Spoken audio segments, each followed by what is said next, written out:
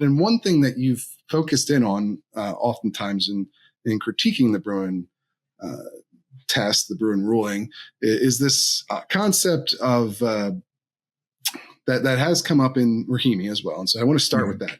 And it deals with how the court views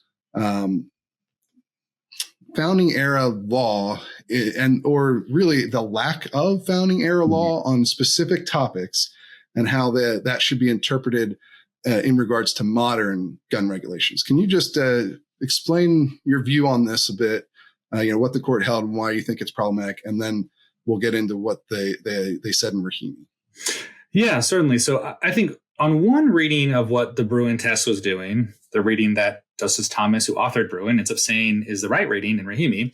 On one reading of the Bruen test, what the court is requiring the government to do in cases where the Second Amendment is implicated is to produce a regulation from the founding era or very close to the founding era to support a modern regulation. And if it can't do that, then the modern law is unconstitutional.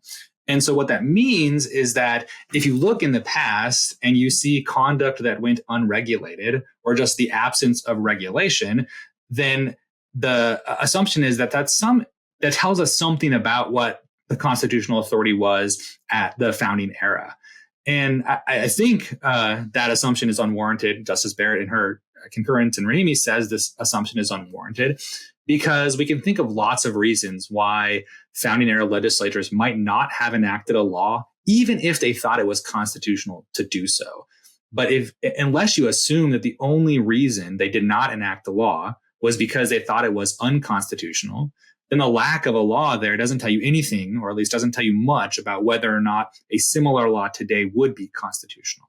So that kind of absence in the past, and some lower courts applying Bruen's test had also adopted this reading of Bruen that it requires a regulation or a showing of statutory authority. And if there wasn't that, then the modern law was unconstitutional. I think this is one of the key fights over the justices in the Rahimi case.